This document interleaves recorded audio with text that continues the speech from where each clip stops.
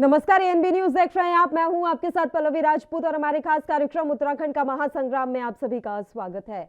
उत्तराखंड विधानसभा चुनाव में 2/3 बहुमत हासिल करने के बाद भी एक तरफ जहां बीजेपी में सरकार के गठन और मुख्यमंत्री के नाम को तय करने के लिए कश्मकश जारी है, तो वहीं कांग्रेस में सिर्फ फुटबॉल होने को तैयार है। चुनाव में पूर्व सीएम हरीश रावत के अप्रत्याशित रूप से रामनगर सीट से दावेदारी पर नेता प्रतिपक्ष प्रीतम सिंह ने सवाल उठाए थे।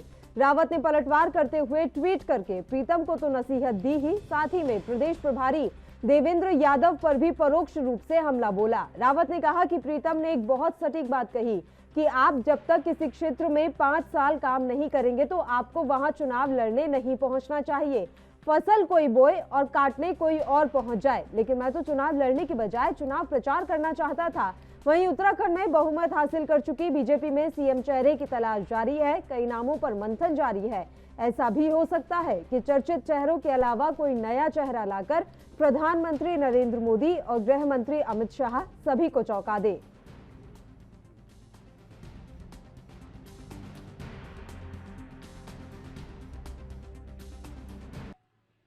देखिए, भारतीय जनता पार्टी के सीएम चेहरे का जहां तक सवाल है, भारतीय जनता पार्टी का शीर्ष नेतृत्व, हमारा पार्लियामेंट्री बोर्ड जो तय करेगा, निश्चित तौर पर उत्तराखंड का वही मुख्यमंत्री होगा। और भारतीय जनता पार्टी एक अनुशासित पार्टी है, हमारे आंतरिक लोकतंत्र है और सभी हमारे विधायकगण, हमारे कार्यकर्ता जो शीर्ष नेतृत्व का आदेश होगा, जो हमारा पार्लियामेंट्री बोर्ड तय करेगा, उसको मानेंगे। वहीं दूसरी तरफ आप देखिए, कांग्रेस में पूर्व में भी अंतर्कलह थी। सत्ता पाने के लिए वो किस कदर जो है एक दूसरे से लड़ रहे थे और सत्ता नहीं मिली उसके बाद भी लड़ रहे हैं। तो निश्चित तौर पर कांग्रेस की हार का सबसे बड़ा कारण ये भी है, वो केवल और केवल सत्ता पाना चाहते हैं, जबकि भारतीय जनता पार्टी, उनके कार्यकर्ता जमीनी स्तर पर जो है जनता की सेवा करते हैं, जनता के लिए काम करते हैं। यही बड़ा फर्क कांग्रेस और भाजपा में है।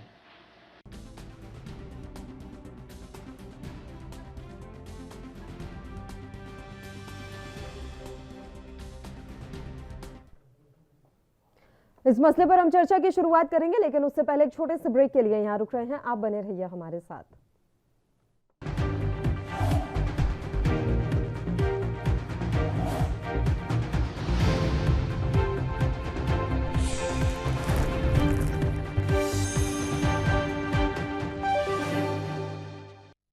ब्रेक के बाद एक बार फिर से आप सभी का स्वागत है। तो उत्तराखंड में अभी भी कश्मकश जारी है। भारतीय जनता पार्टी के सामने जहां इस समय ये चुनौती बनी हुई है कि मुख्यमंत्री की कुर्सी पर किसे बिठाया जाए, तो वहीं कांग्रेस पार्टी में अंदरूनी घमासान अब खुलकर सामने आने लगा है। 2 दिन शांत बैठने के बाद हरदा अब पूरे तेवर के साथ लौटे हैं और उन्होंने तमाम आलोचनाओं का करारा जवाब दिया है। इसी मसले पर अब चर्चा की शुरुआत कर लेते हैं। 3 मेहमान इस समय हमारे साथ जुड़े हुए हैं। मेहमानों से आपका परिचय करवा देते हैं। बृजेंद्र रावत जी इस समय हमारे साथ जुड़ गए राजनीतिक विश्लेषक के तौर पर। सूरज सिंह नेगी जी इस समय हमारे साथ जुड़े हुए हैं, प्रदेश प्रवक्ता है कांग्रेस पार्टी से। और सत्यवीर चौहान जी हमारे साथ जुड़े हुए हैं, भारतीय जनता पार्टी के प्रदेश प्रवक्ता है। तीनों ही मेहमानों का स्वागत है एएनबी न्यूज पर। बृजेंद्र जी, शुरुआत आप ही के साथ कर लेते हैं। सर, अभी भी उत्तराखंड में महासंग्राम थमने का नाम नहीं ले रहा है। भारतीय जनता पार्टी ने भले ही बहुमत से सत्ता तो हासिल कर ली है, लेकिन चुनौती बनी हुई है कि इस बार नया मुख्यमंत्री कौन होगा। वहीं कांग्रेस की जो अंदरूनी लड़ाई थी वो एक बार फिर से खुल के सामने आने लगी है। रावत साहब, देखिए, मुझे लगता है कि जो जीतता है वही सिकंदर होता है और भाजपा इस समय सिकंदर है और कांग्रेस पार्टी बेचारे बुरे ढंग से हारे हैं। तो वहाँ जो कला है वो बाहर आना ही है, उनकी जो चीज है हर आदमी की बाहर निकलेगी। और रही बात मुख्यमंत्री की, अभी एक मुझे लगता है कि भाजपा के प्रवक्ता थे जो कह रहे थे कि हमारे पास आंतरिक लोकतंत्र है। अगर आंतरिक लोकतंत्र होता तो विधायक दल का नेता विधायकों के इनसे तुरंत आना चाहिए था। मुझे लगता है दिल्ली से जो दिल्ली से तय होगा, मोदी जी और अमित शाह जी जिसको तय कर देंगे जी, कोई मुख्यमंत्री बनेगा, इसमें कोई दो राय नहीं है। और मुझे नहीं लगता कि इसके लिए भाजपा भी उसके चुने हुए प्रतिनिधि जो भाजपा के वो भी तैयार हैं, क्योंकि भाजपा इस समय अपने कार्यों से नहीं जीती है, टेढ़े कार्यों से ये जीते है मोदी नेतृत्व से, है कि नहीं। ये तो ये भी मानते होंगे कि ऐसे ऐसे विधायक जीते हैं जिनका क्षेत्र में जम के विरोध हो रहा है, जिन्होंने कुछ काम किया ही नहीं है और वो जीते हैं। ये सब मोदी मैजिक के कारण किया, क्योंकि मोदी पर लोगों का फिर एक बार अटूट विश्वास था। हम तो पहाड़ में घूमे हैं और मुझे एक गांव में मैं गया तो वहाँ एक महिला ने कहा कि साहब हमारे गांव में पैदल 4 किलोमीटर जाना पड़ता है, पैदल वहाँ आज भी। तो एक बुजुर्ग महिला ने कहा, अपना पेट दिखाया कि हमारे यहाँ तो 50 साल से ऊपर जो बीमार होती थी महिला या कोई पुरुष, तो उसको डॉक्टर पास ले नहीं जाते थे और कहते थे इसको क्या ले जाना, इसको क्यों खर्चा करना है, उतनी दूर से देहरादून लाना पड़ेगा, इसको मत नहीं दो, उसको ऐसे ही छोड़ देते थे अपने वाले पर। लेकिन उन्होंने कहा कि मेरा ट्यूमर था जिसको 10-11 साल हो गए थे, लेकिन मेरा देहरादून में ऑपरेशन हुआ यूथ हॉस्पिटल में और मुझे एक पैसा नहीं देना पड़ा। मेरे घर में राशन पूरा आता है, मुझे पेंशन मिलती है, तो हम तो मोदी को देंगे। तो मैंने कहा, हमने उनसे पूछा कि आपके विधायक कौन है, तो अपने विधायक का पता नहीं था, भाजपा के विधायक थे वहाँ। बोला कि मुझे नहीं मालूम, हम तो मोदी को दे रहे हैं, समय को दे रहे हैं। तो मुझे लगता है कि इस तरह का इस समय उत्तराखंड में माहौल था और दोबारा मोदी मैजिक के कारण ही जीते हैं। और वही बात जब पेपर से तय हो जाएगा, वो आश्चर्यचकित करने वाला भी हो सकता है और धामी जी भी पुनः हो सकते हैं।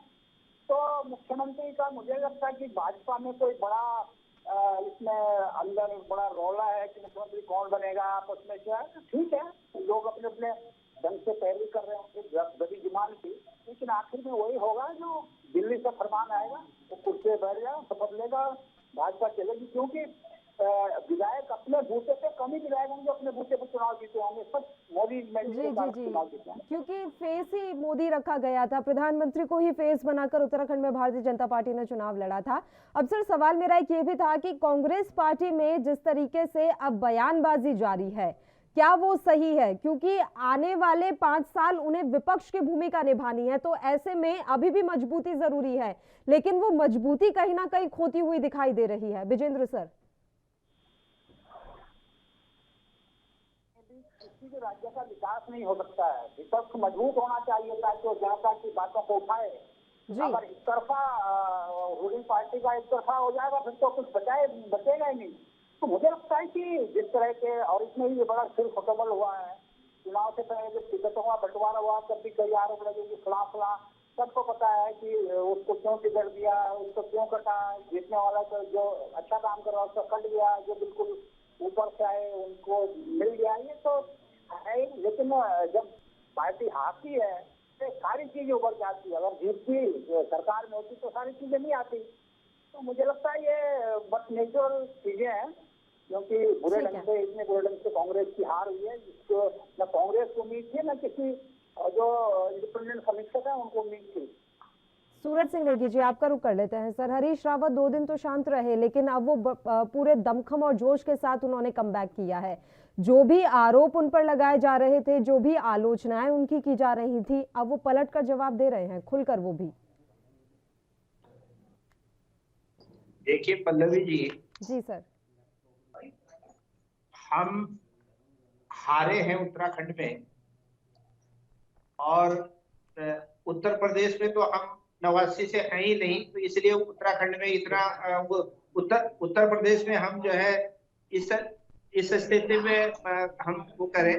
परंतु जहां उत्तराखंड का सवाल है, तो उत्तराखंड में हम सत्ता के बहुत नजदीक थे, और जिस प्रकार से भारतीय जनता पार्टी का 5 साल का कुशासन रहा है, महंगाई, बेरोजगारी, भ्रष्टाचार और पलायन, ये मुद्दे रहे हैं।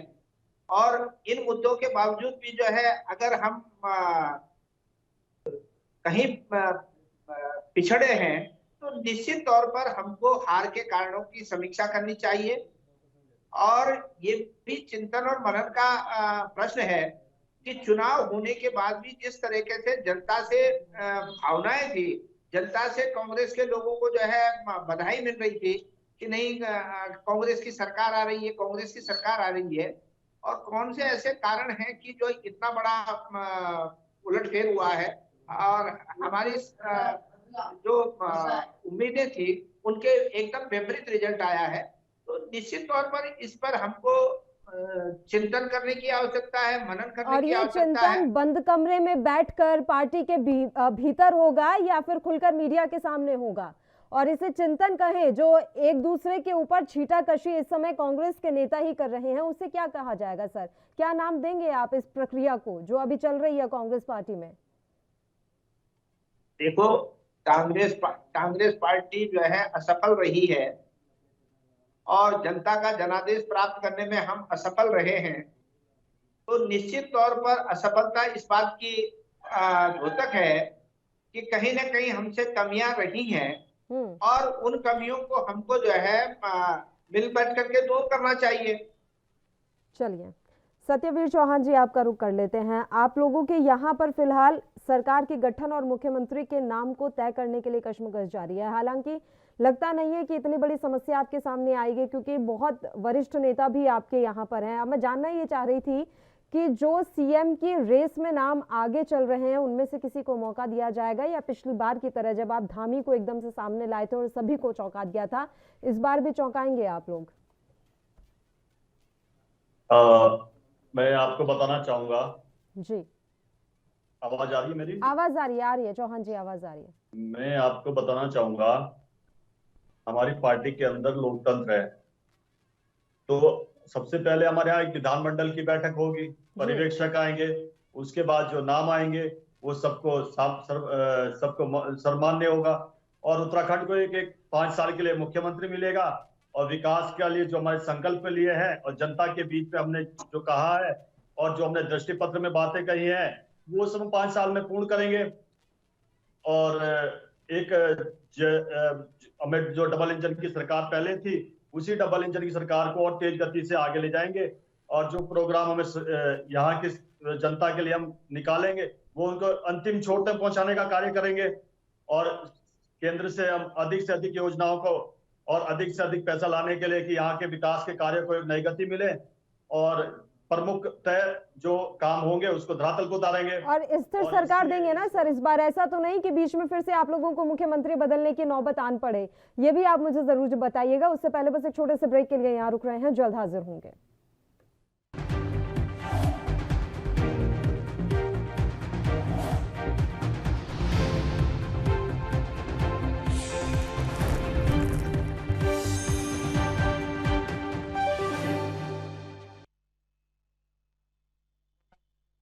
ब्रेक के बाद एक बार फिर से आप सभी का स्वागत है। सत्यवीर जी, आप ही का रुख करेंगे। सर बताइए, अगले 5 साल के लिए क्या एक ही मुख्यमंत्री रहेगा? क्या आप स्थिर सरकार देने में इस बार कामयाब हो पाएंगे? बिल्कुल स्पष्ट है कि हम मुख्यमंत्री जो बनेंगे वो पूर्ण 5 साल के लिए बनेंगे और जो भारत के यशस्वी प्रधानमंत्री श्री नरेंद्र मोदी जी ने कहा है कि 21वीं सदी उत्तराखंड की सदी होगी, उनके इस संकल्प को पूर्ण करने में हम जी जान लगा देंगे और उत्तराखंड आर्थिक गति में और विकास की गति में प्रथम राज्य होगा जो सबसे पहली पंक्ति में खड़ा होगा। हमारे हेलो जी, आवाज आ रही है, बताइए सत्यवीर जी। और जो हमने बचे हुए काम है उसको पूरा करेंगे। जिस प्रकार हमने लास्ट सरकार में मेट्रो रेल के लिए यहाँ पर देहरादून के अंदर जो प्रोजेक्ट का अनुमति दी है उसको अतिशीघ्र करने का काम करेंगे। जो रेलवे के प्रोजेक्ट अटके हुए हैं, कुछ बचे हुए हैं कार्य, उसको पूरा करेंगे।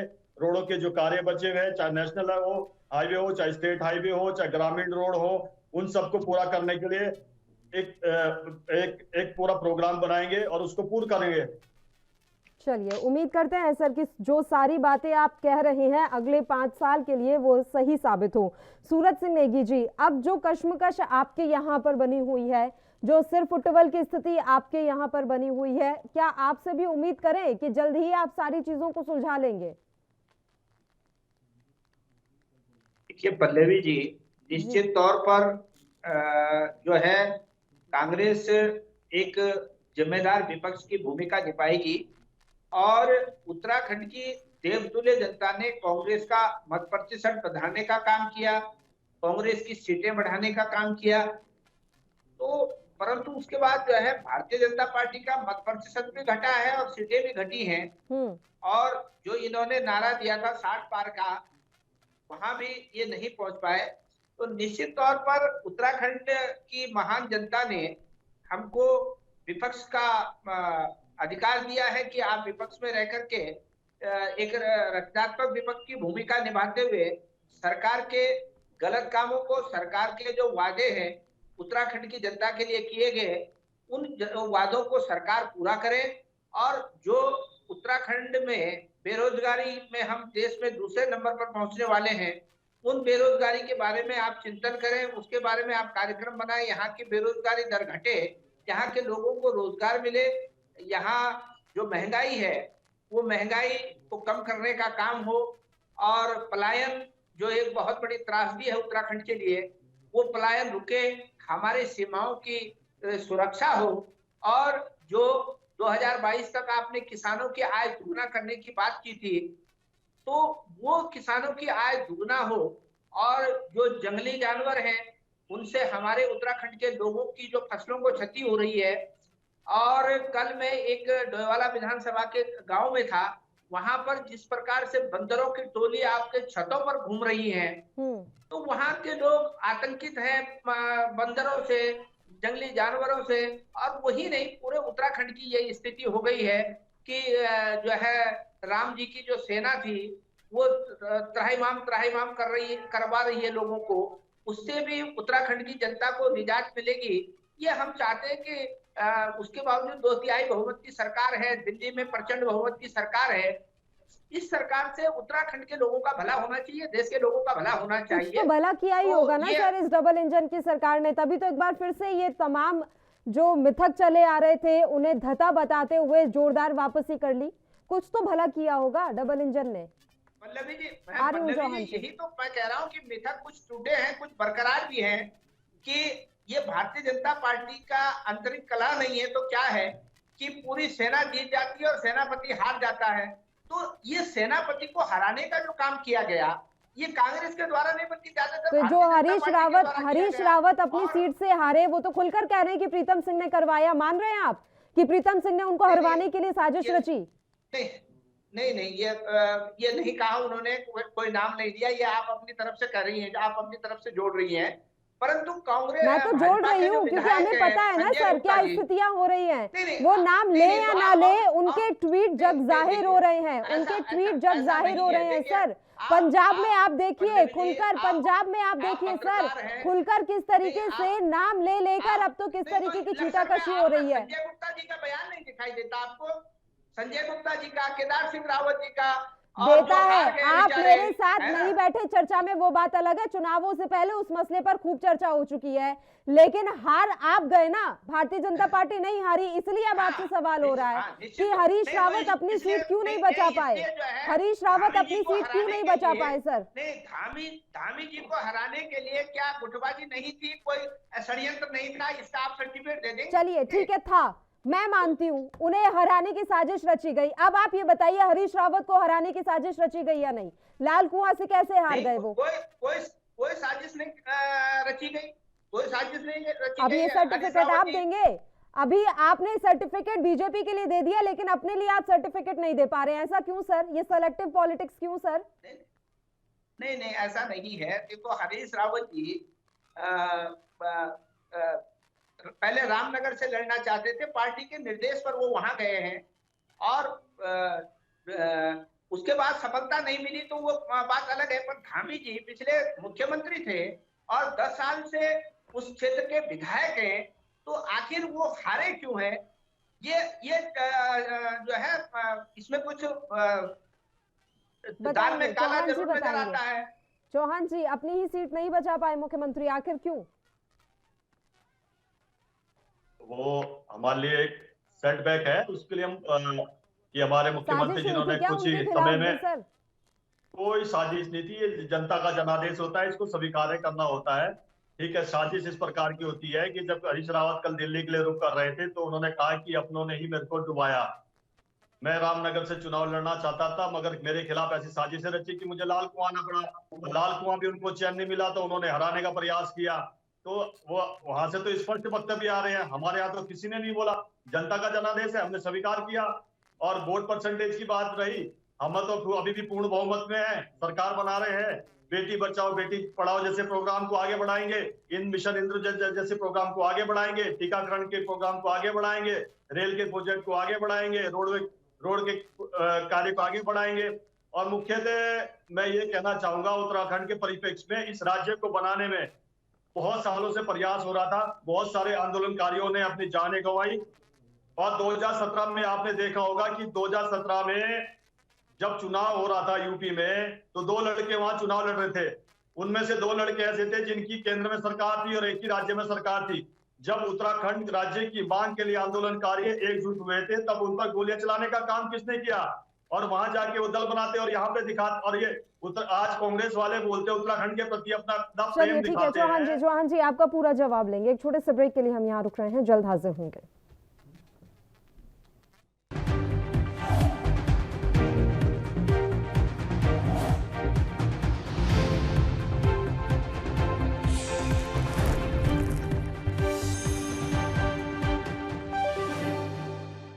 ब्रेक के बाद एक बार फिर से आप सभी का स्वागत है। चर्चा की शुरुआत कर लेते हैं। सतीवीर चौहान जी आप ही का रुख करेंगे, आप अपनी बात पूरी कर लीजिए सर। मैं ये कहना चाह रहा था, जब इस पूरे विश्व में इसको सनातन संस्कृति और आध्यात्मिक संस्कृति के नाम से इस देवभूमि को जाना जाता है जी। अब आप देख रहे होंगे देहरादून जिले के अंदर एक सैंसपुर विधानसभा पड़ती है। जब इनके एक विधायक वहां जाके ये बोलते हैं कि भाई हम मुस्लिम यूनिवर्सिटी बनाएंगे, तब ये आप सोच सकते हो कि इनकी विचार क्या है इस उत्तराखंड के प्रति। और आज ये राम का नाम लेने के लिए बाध्य है। और एक समय था कि सोनिया गांधी इनके तत्कालीन राष्ट्रीय अध्यक्षा हलफनामा दायर करती है सुप्रीम कोर्ट के अंदर कि राम तो काल्पनिक है। बड़ा हास्यास्पद लगता है इनका। और आज उत्तराखंड के प्रति इतना प्रेम दिखाते हैं, जब इस उत्तराखंड बनाने के लिए राज्य आंदोलनकारी अपने सीने पे गोलियां खा रहे थे। सपा जैसी गुंडाई सरकार जिन्होंने दुराचार, अत्याचार, मानवीय प्रताड़ना की जिन्होंने सीमाएं लांघ दी थी, 2017 में जाके उनके साथ गठबंधन करते हैं ये।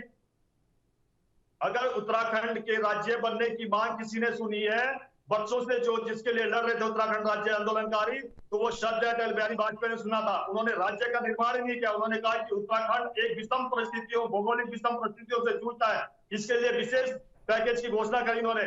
जब इनकी सरकार थी 2012 में, इन्होंने उस विशेष पैकेज को खत्म करवाया अपनी केंद्र, उसमें कांग्रेस की सरकार थी। अब इनकी भावना से ये कि उत्तराखंड के प्रति क्या है, उसी भावना का 2017 में आपने देखा होगा कि इन्होंने कहा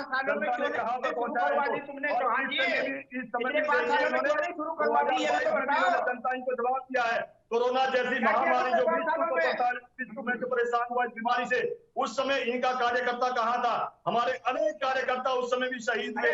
हमारे घर घर जाके जिसकी आवश्यकता चाहे भोजन की व्यवस्था हो, चाहे वो वैक्सीनेशन हो, चाहे मास्क हो, चाहे दूध हो, या किसी को दवाइयों की हो, या किसी को ऑक्सीजन की जरूरत हो, या किसी को हॉस्पिटल ले जाने हो, किसी को एम्बुलेंस की जरूरत हो, हर किसी को हमने सुविधा कोविड काल में दी। ये उस समय कहाँ थे? उसी का आज परिणाम है जो आज हमें जनादेश मिला है। हमने सड़कों को, नामों को ऑल वेदर रोड से जुड़ा है। नेशनल हाईवे के यहाँ पे एक नेशनल हाईवे बने हैं। स्टेट रोड में हमने प्रगति करी है। आज आप देख रहे होंगे पूरे भारत में।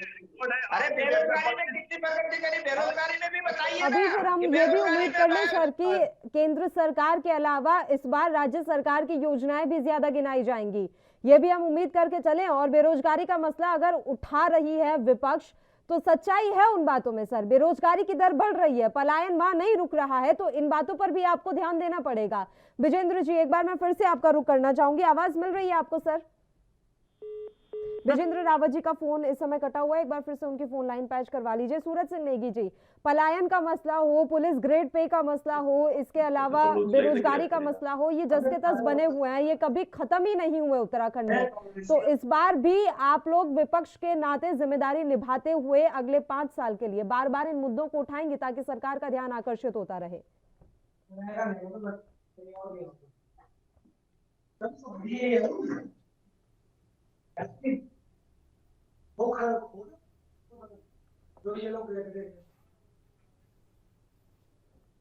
सूरज सिंह नेगी जी आवाज मिल रही है आपको? सूरज सिंह नेगी जी आवाज पहुंच रही है आप तक? सूरज जी तक आवाज नहीं पहुंच रही, एक बार उनकी भी फोन लाइन पैच करवा लीजिए। बताइए सतवीर जी, आप कुछ कहना चाह रहे हैं?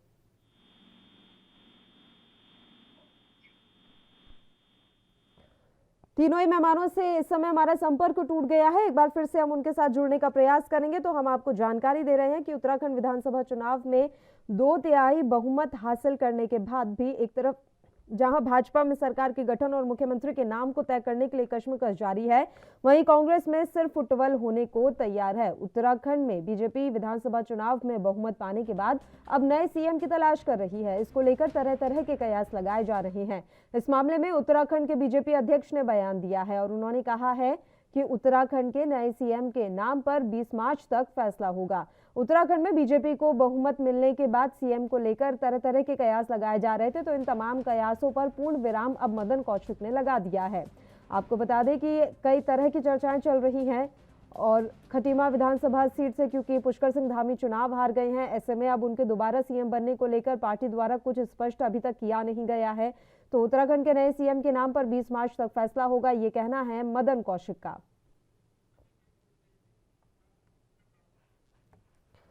चलिए एक बार फिर से तमाम मेहमान हमारे साथ जुड़ गए हैं। विजेंद्र जी का रुख कर लेते हैं। विजेंद्र जी, मेरी आवाज मिल रही है आपको?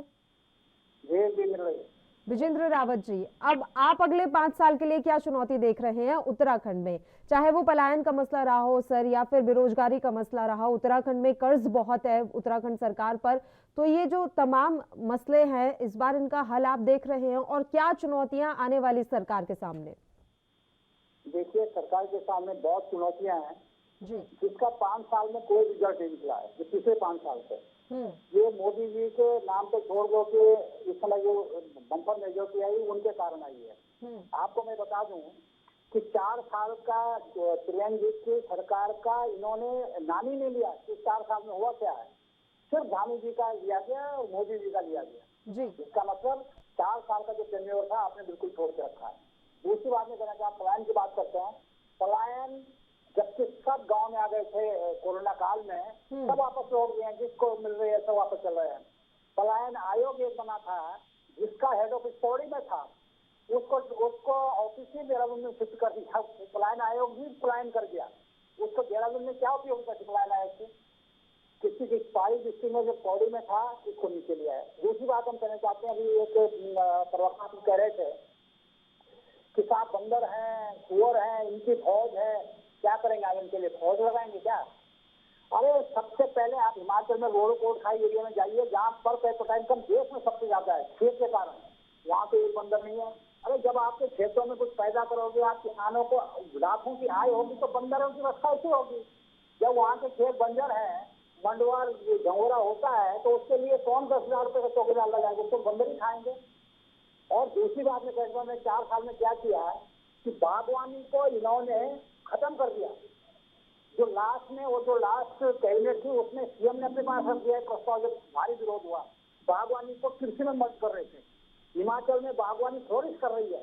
बागवानी में पर कैपिटा इनकम बागवानी से कई गुना बढ़ा। हमारा उत्तराखंड जो है 10.5 जिला पहाड़ी प्रदेश है, सबसे बड़ा पहाड़ी प्रदेश है यहाँ, जहाँ का डेवलपमेंट का मॉडल सिर्फ बागवानी है, हॉर्टिकल्चर है, मशरूमिंग है। इससे आय दुगनी तिगुनी चौगुनी होगी, एग्रीकल्चर फ्री होगी। और ये जो है बागवानी को खत्म करके उसको कृषि में मर्ज कर रहे, क्या बताइए? 600 माली तो खत्म हो रही थी, जब तक विरोध किया सारा सब लोगों ने, बागवानों ने विरोध किया। और लास्ट मूवमेंट में जब लास्ट कैबिनेट में सब जाके सीएम ने उसको विरोध करके अपने पास रखा। ये तो डेवलपमेंटल पॉलिसी है। आपको मैं बता दूं कि ये बीजेपी के उत्तराखंड में जीत का सबसे बड़ा जो कारण था वो मोदी जी का जो पूरा उनका ऑरा था और प्रचार तंत्र बीजेपी का। लोगों को लगा ये इस बात पे ये सफल रहे कि अगर मोदी जी नहीं होते तो कोरोना इससे भी भीषण हो सकता था। ये लोगों को कन्विंस करने में ये सफल रहे। अगर राशन नहीं जाता तो और प्रॉब्लम हो जाती। तो ये इनकी सफलता है, ये मानते हैं, ये मोदी जी की सफलता है। और मुझे लगता है बड़े चैलेंजेस हैं, बेरोजगारी है, पलायन है। पूरे हिमालय में उत्तराखंड हिमालय राज्यों में उत्तराखंड एकमात्र ऐसा राज्य है जहाँ भूता गांव का मतलब जहाँ 0 लोग हो गए, सब पलायन कर गए और उनकी संख्या बढ़ रही है। हम मूल रूप हम नहीं देख रहे हैं कि हम सब चिल्लाते हैं अभी बीजेपी के कई साहब बंदर हैं, कुंवर हैं। हिमाचल में नहीं है, वो पहाड़ी प्रदेश नहीं है, क्योंकि वहाँ बागवानी है। एक एक बाग में 50-50, 60-60, 1-1 करोड़ के सेब होते हैं। जब जमीन इतना वो देगी, उपजाऊ जमीन है, वो तो ऐसे सुरक्षा कर लेंगे। उन्हें गनर रखे गए, वहाँ कुत्ते कहाँ बंदर के इलाके में नहीं आते। वहाँ हमारे यहाँ बंदर कुंवर ऐसे आएंगे, कोई चौकीदार नहीं है, क्योंकि जमीन को तो छोड़ नहीं रहा है। आपने कोई जो पूरे प्रोसेस है, जैसे हिमाचल में बागवानी डेवलप कर रही है, ऐसे उत्तराखंड में डेवलप ही नहीं कर रही है। बागवानी मंत्री का सिर्फ ये फोकस रहा कि बागवानी को खत्म कर किसी में मर्ज कर दो। ये पूरे 4 साल फोकस रहा, कैसे डेवलप होगा? बीजेपी को देखिए, हारना जीतना अलग बात। आज भी उत्तराखंड का सबसे बड़ा लीडर है जो जमीन को जानता है। हारने की बात दूसरी है, क्योंकि उन्होंने जमीन पे ये देखना चाहिए था कि मैंने मेरे लिए काम ठीक है। ऐसा थोड़ी था कि जहाँ आप जाओ वहीं से जीत जाओगे। जो आदमी वहाँ जमीन पे काम करता है वो जीतेगा, ये भी अच्छा मैसेज दिया है। गांधी जी पूरे उत्तराखंड में खूब पूरा उनके नाम पे चुनाव लड़े गए, लेकिन अपना हार गए, क्योंकि कापड़ी ने आज जमीन उनके बीच में रहे 5 साल तक। तो ये तो होगा। बताइए सत्यवीर चौहान जी। अभी पलायन आयोग की बात कर रहे थे। हमारी सरकार है जो पलायन के प्रति चिंतित है। हमने मुख्यमंत्री स्वरोजगार के अंतर्गत हजारों उत्तराखंड के नागरिकों को ऋण दिया है और अनेक तरह की योजनाएं उसके अंदर सुचारू रूप से चलाई है। चाहे मत्स्य पालन की हो, चाहे बागवानी की हो, चाहे दूसरे विषय से जुड़ी हो। और हमने यही नहीं, जो दूर दराज में रह रहे लोगों के लिए जो बागों में जो बागवानी का काम कर सकते हैं, उनके लिए अलग से हमने योजनाएं बनाई है। अगर ये धरातल पे देखना नहीं चाहते या वहां जाके देखना चाहते तो 5 स्टार एसी के अंदर दिखाई नहीं देगा इनको कि भाई कितना काम हुआ है। और जितने भी कोरोना काल में जब दिल्ली में एक ऐसी सरकार बैठी हुई जिसने उत्तराखंड के नागरिकों को कोरोना के काल में उनके ऊपर छोड़ दिया, तब हमारे यहाँ के तत्कालीन मुख्यमंत्री श्री त्रिवेंद्र सिंह रावत ने उनका ध्यान रखते हुए उनको, जब वो पलायन होकर यहाँ पर आए तो मुख्यमंत्री स्वरोजगार के अंतर उनको अनेक योजनाओं से लाभान्वित किया। उसी का आज आप फलस्वरूप देख रहे होंगे कि हमें इतना बड़ा मैंडेट मिला है। और बात का दूसरा स्वास्थ्य के क्षेत्र के बारे में बात, अगर वो काम बढ़िया कर रहे थे तो बदल क्यों दिया था उनको? आपकी आवाज सुनाई नहीं दी। वो कह रहे हैं कि इतना ही अच्छा काम कर रहे थे त्रिवेंद्र सिंह रावत, तो उन्हें फिर बदला क्यों गया? सर, ये हमारी पार्टी का अंदरूनी मामला है, आप इस विषय में बोलने के लिए आधिकारिक नहीं है। और अगर आपको इतना ही मुख्यमंत्रियों से उतना है तो आप मैंडेट देख लीजिए कि मुख्यमंत्री बदलने से क्या होता है, क्या नहीं होता है, और सीट बदलने से क्या होता है और क्या नहीं होता है। तो दूसरा मैं कहना चाहूंगा, स्वास्थ्य के क्षेत्र में यहाँ पर बहुत अच्छे काम किए गए। अगर धामी जी की सीट बदल देते तो कहीं देखो वो भी हल्द्वानी का मेडिकल कॉलेज हो, चाहे श्रीनगर का मेडिकल कॉलेज हो, चाहे आपका अल्मोड़ा का मेडिकल कॉलेज हो, और हमने यहाँ पर सैटेलाइट एम्स बनाया। और जो पहले एम्स बनाया था वो भी हमारी जब केंद्र में सरकार थी तब यहाँ पर आया था। और आप देख रहे होंगे मोहन से जब आते हैं तो वहां पर सिग्नल चले जाते हैं। उसके लिए भी हमारे राष्ट्रीय मीडिया प्रभारी और राज्यसभा सांसद अनिल बलूनी जी के प्रयासों से अब वहां पर भी सिग्नलिंग की कोई दिक्कत नहीं होगी। तो हम तो यहाँ हर क्षेत्र में, चाहे आईटी के क्षेत्र में हो, चाहे इंफ्रास्ट्रक्चर के क्षेत्र में हो, चाहे स्वास्थ्य के क्षेत्र में, चाहे राजधानी से 5-7-10 किलोमीटर की दूरी पे कुछ गाँव है कार्य क्या आंगनबाड़ी वहां पर मोबाइल कनेक्टिविटी नहीं है। किसानों का मानदेय हमने डबल किया और जो अतिथि शिक्षक थे उनके मानदेय को हमने बढ़ाया। अब जो सर आप करेंगे क्या वो तो बताएं, आगे के लिए क्या है योजनाएं? भू कानून का वादा आपने कर दिया, समान नागरिक संहिता का वादा आपने कर दिया, और आपको जानकारी तो होगी कि पूरे देश में अभी तक कोई ऐसा राज्य नहीं है जिसने समान नागरिक संहिता को इतनी आसानी से लागू करवा दिया। अब जो ये बड़े बड़े वादे आपने कर दिए हैं, इन्हें पूरा तो करेंगे ना? ये चुनावी वादा बनाकर छोड़ देंगे बस? देखो, हम जो वादे करते हैं हम उसे पूरा निभाते हैं। हमने राम मंदिर के लिए कहा था कि राम मंदिर का मंदिर बनाएंगे, राम शपथ के खाते हैं, मंदिर वहीं बनाते हैं। हमने कहा था 370 आएंगे। हमने कहा था जहाँ शहीद हुए मुखर्जी वो कश्मीर हमारा है, हमने 370 को मिटाया। राम मंदिर भी बनाया, भव्य काशी भी बनाई, भव्य केदारपुरी भी बनाई, चारों धामों को ऑलवेदर रोड से भी जोड़ा। अब जो हमने वादे किए हमने उसको पूर्ण किया है। अगर और जो हमने यूनिफॉर्म सिविल कोड का जो हमने बोला है उसको भी हम पूर्ण करेंगे। आप विश्वास करिए, ये इतना सार्थक होगा कि यहाँ पूरे राज्य हमारा अनुपालन करेंगे। दूसरा मैं आपको अपडेट देना चाहता हूँ, जब हमने यहाँ लोकायुक्त बनाया था, माननीय खंडूरी जी ने बनाया था उस समय, तो उसको कैंसिल करने का काम किसने किया? अरे हाँ, कांग्रेस की पिछली बार तत्कालीन आपने सरकार वादा जो किया था ना, दी थी। पिछली बार आपने वादा किया था सर, पिछली बार भी आपने लोकपाल का वादा किया था, फिर आप इन 5 साल में तो उन्हें पूरा नहीं कर पाए, अब क्या है? 100 दिन के अंदर लोकपाल का वादा किया था हाँ भाई। हाँ हाँ, बताएं। पहले भी हमने लाया था और उस प्रक्रिया में फिर से हम आगे बढ़े हैं। और उसको पिछली हम पूर्ण बार करके इन रहेंगे, 5 आपके साल विश्वास जो अभी में आपके डला हुआ गुजर है। गए, उनमें क्यों नहीं लेकर आ पाए? आपने तो 100 दिन का वादा किया था ना सर। पूरे 5 साल निकलने के बाद भी आप अपना वो वादा पूरा नहीं कर पाए, फिर आप बात कर रहे हैं यूनिफॉर्म सिविल कोड की। हम आपसे कहना चाहता हूं, मैंने आपको गिनाया कि राम मंदिर बना, कश्मीर से अरे 370 बढ़िए धारा, आगे सर, 370 हटी। 370 राम मंदिर से आगे बढ़िए, जरा आगे बढ़िए, हो गया बस। कब तक इसी मुद्दे को खींचे जाएंगे सर? देखो, कोई भी राष्ट्र तब मजबूत होता है और तब आगे जाके मजबूत बनता है जब वो अपने इतिहास को याद रखता है। और जो राष्ट्र आपके कहने से इतिहास याद नहीं रखा जाएगा। सब जो इस देश में रहता है, जो इस देश का नागरिक है, उसे अपना इतिहास याद है।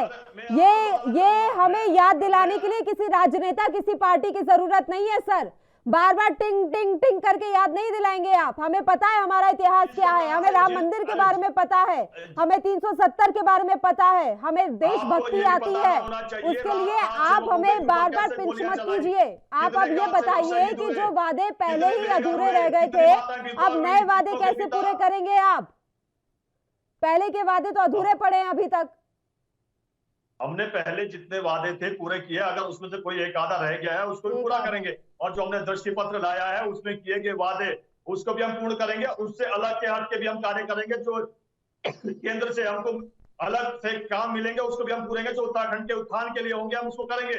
उत्तराखंड का स्वर्गामी विकास हो, इसके लिए हम संकल्पित है, उसको हम पूर्ण करेंगे। सूरज सिंह नेगी जी, जी मुझे एक बात बताइए कि आने वाले निकट भविष्य में कब तक राम मंदिर और धारा 370 बड़ा मुद्दा रहने वाला है, और कब तक इन्हीं मुद्दों पर चुनाव लड़े जाएंगे और जीते जाएंगे? देखिए पल्लवी जी, भारतीय जनता पार्टी अगर सांप्रदायिकरण छोड़ दे तो इनके पास कुछ है नहीं, इनका कोई विजन नहीं है, विकास कहीं दिखता नहीं है इनका। इन्होंने एक वो उत्तराखंड में जब ये चुनाव में गए तो इन्होंने धामी सम उत्तराखंड नहीं कहा, तब इन्होंने कहा मोदी सम उत्तराखंड। और उत्तराखंड की जनता ने इनको सबक सिखा दिया कि धामी नहीं चेहरा है, मोदी जी चेहरा है। और इसलिए उन्होंने धामी जी को नकार करके ये स्पष्ट संदेश दे दिया कि आप केवल और केवल उत्तराखंड में मोदी जी के भरोसे चल रहे हैं, मोदी जी के भरोसे से अलावा और आपके पास वो तो राजनीतिक विश्लेषक भी कह रहे हैं ना सर कि प्रधानमंत्री के नाम पर इस बार वोट दिए गए हैं, यानी कि मोदी ही ब्रांड रहे। अब कब तक मोदी ही ब्रांड रहेंगे हर राज्य के लिए, ये आपसे मैं समझना चाहूंगी। उससे पहले बस एक छोटे से ब्रेक के लिए यहाँ रुक रहे हैं, जल्द हाजिर होंगे।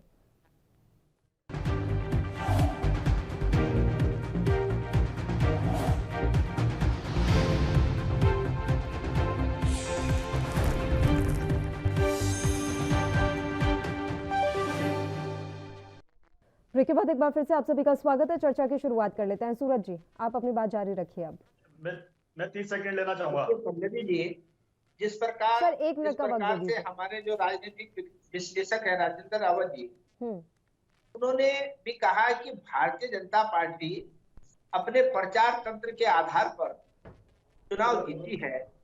अब ये कांग्रेस का दुर्भाग्य है कि जब वो कांग्रेस की सरकार जो है अपने बलबूते कदम उठा करके, सरकार के बलबूते कदम उठा करके राम मंदिर के ताले खुलवाती है तो कांग्रेस सत्ता से चली जाती है।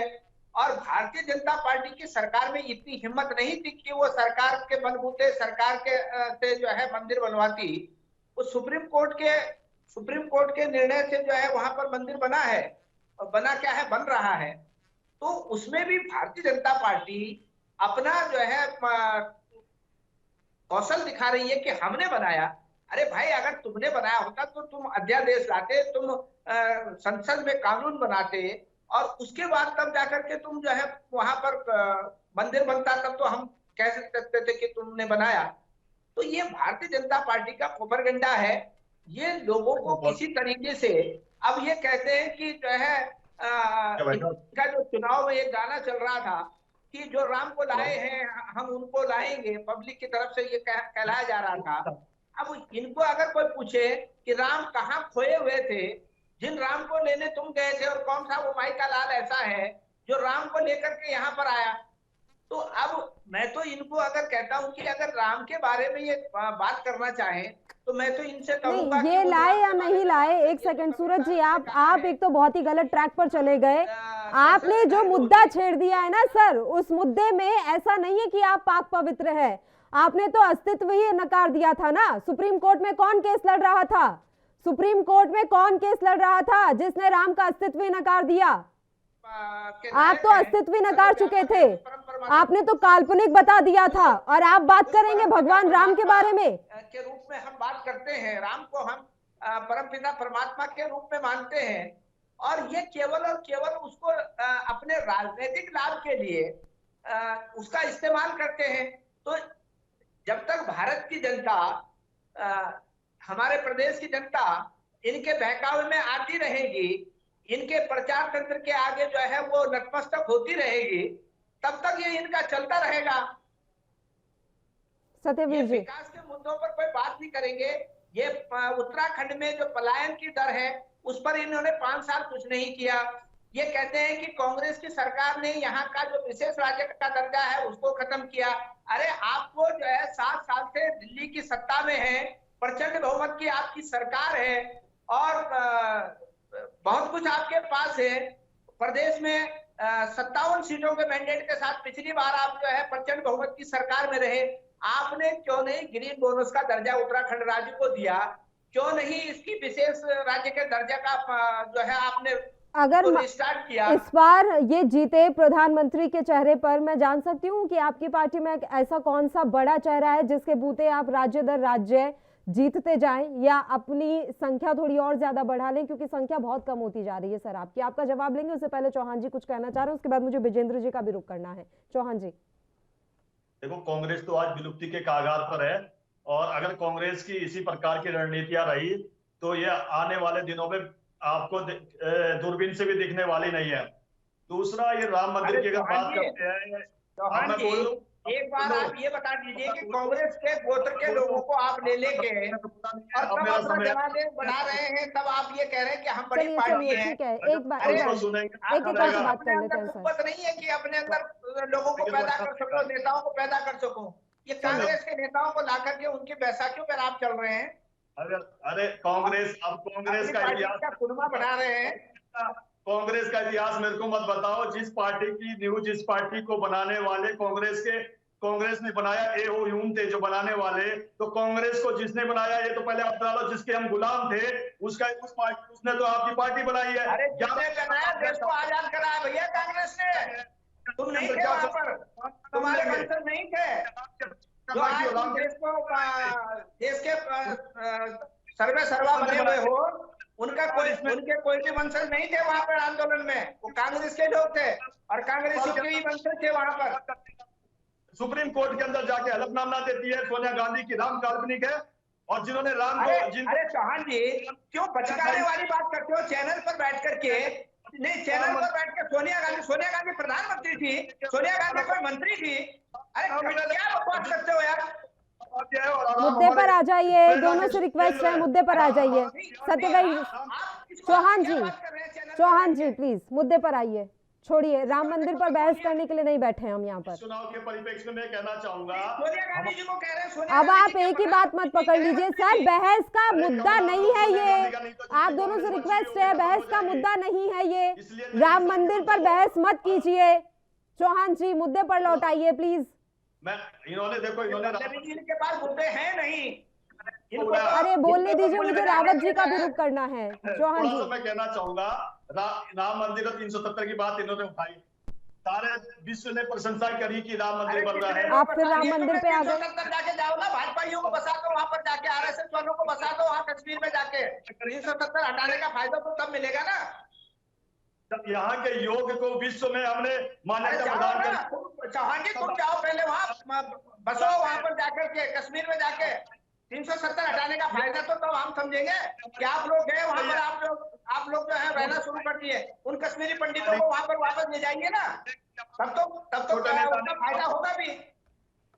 अगर हम 370 और राम मंदिर का मुद्दा इस चुनाव में लेते तो हम 47 पे ना होकर सब होते, और तब कांग्रेस का एक भी नहीं होता, तब वो एक दो याद निर्दल या बीएसपी किसी का एक का होता। तो इसलिए हमें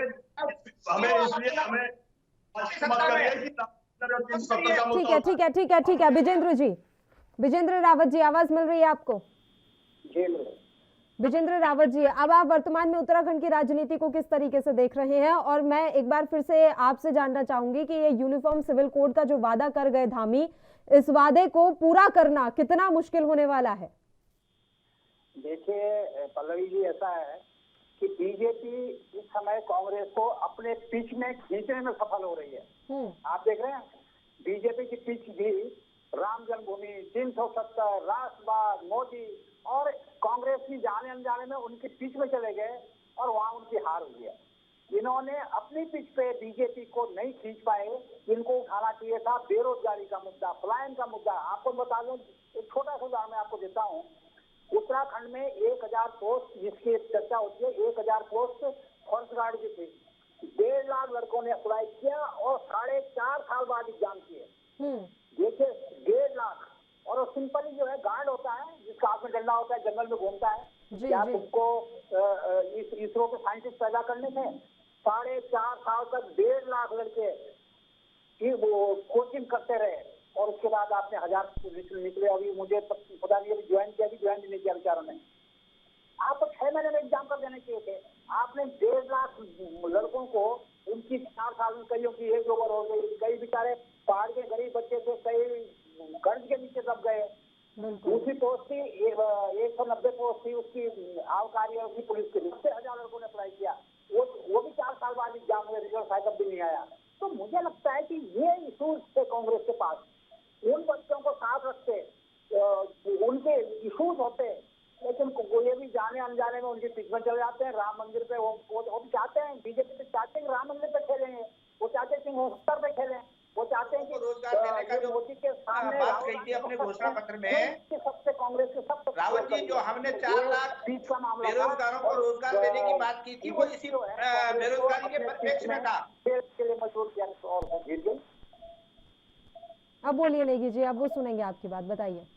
हाँ, रावत साहब को मैं कहना चाहूंगा कि निश्चित तौर पर कांग्रेस पार्टी जो है महंगाई, बेरोजगारी, पलायन और भ्रष्टाचार के मुद्दों पर जो है जनता के बीच में गई थी, और हमने इसी परिप्रेक्ष्य में ये अपने घोषणा पत्र में कहा था कि जो 1000 का सिलेंडर है वो 500 में मिलेगा, 500 से ज्यादा का वहन जो है राज्य सरकार करेगी, और 4 लाख लोगों को बेरोजगारों को रोजगार देने का काम करेंगे। सरकारी जो नौकरियां हैं उन पर भर्ती तेजी से करेंगे। ये हमने जनता के बीच में मुद्दे रखे थे, और निश्चित तौर पर जनता ने उन मुद्दों पर ध्यान नहीं दिया, क्योंकि ये सांप्रदायिक मुद्दा इस प्रकार से ये भारतीय जनता पार्टी के लोग फैला देते हैं कि लोगों को फिर वो मुद्दे गौण लगने लगते हैं, और इनके जो उन्माद में जो है लोग आ जाते हैं। उसका खामियाजा निश्चित तौर पर लोगों को बाद में भुगतना होता है। तो अब एक न एक दिन लोगों को जो है सच्चाई सामने आएगी। तो फिर आप अभी से कोशिश करना शुरू कर दीजिए सर कि अगले 5 साल आप जनता के मुद्दे जो हैं, जो वाकई में जिन पर चुनाव लड़े जाने चाहिए, वो जनता तक पहुंचाने में सफल हो पाए, क्योंकि आप भी सफल नहीं हो पा रहे हैं इतने महत्वपूर्ण मुद्दों को जनता के बीच ले जाने में। अभी समय की कमी है, इसलिए चौहान जी मैं आपका रुक नहीं कर पाऊंगी। बहुत बहुत शुक्रिया तमाम मेहमानों का, चर्चा करने के लिए आप हमारे साथ जुड़े। तो उत्तराखंड में सियासत का महासंग्राम अभी थमने का नाम नहीं ले रहा है। भारतीय जनता पार्टी के सामने चुनौती यह है कि इस बार मुख्यमंत्री की कुर्सी पर किसे बिठाया जाए, तो वहीं कांग्रेस पार्टी के सामने ये चुनौती है कि उत्तराखंड में अपने संगठन को इकट्ठा कैसे किया जाए और मजबूत कैसे किया जाए, ताकि आगामी 5 साल के लिए वो पूरी तरीके से तैयार हो जाएं, जनता के मुद्दों को उठाएं और जनता के बीच अपने जनाधार को मजबूत कर पाएं। इसी के साथ इस बुलेटिन में इतना ही। मुझे दीजिए इजाजत। देश और प्रदेश की तमाम ताजा खबरों के लिए आप बने रहिए हमारे साथ। नमस्कार।